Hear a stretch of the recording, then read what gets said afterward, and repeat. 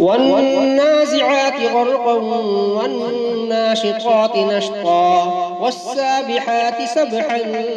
فالسابقات سبقا فالمدبرات أمرا يوم ترجف الراجفة تتبعها الرادفة قلوب يومئذ واجفة أبصارها خاشعة يقولون أئنا لمردودون في الحافرة أئذا كنا عظاما نخرة قالوا تلك إذا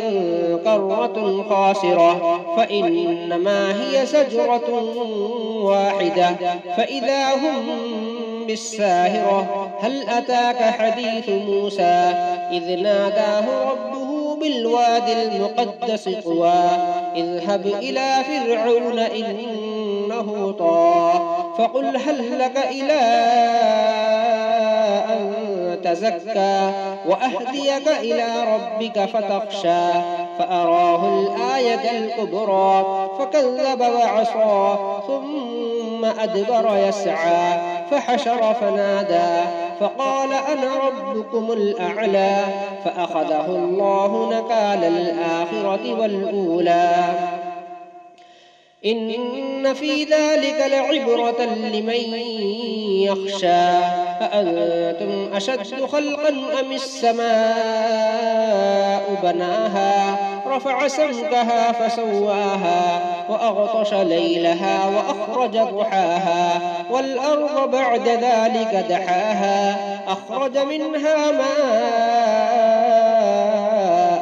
ومرعاها والجبال أرساها متاعا لكم ولأنعامكم فإذا جاءت الطامة الكبرى يوم يتذكر الإنسان ما سعى وبرزت الجحيم لمن يرى فأما من طغى وآثر الحياة الدنيا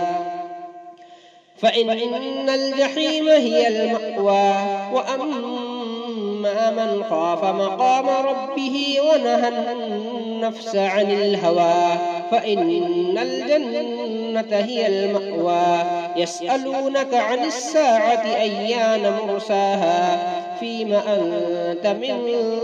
ذكراها إلى ربك منتهاها إنما أنت منذر من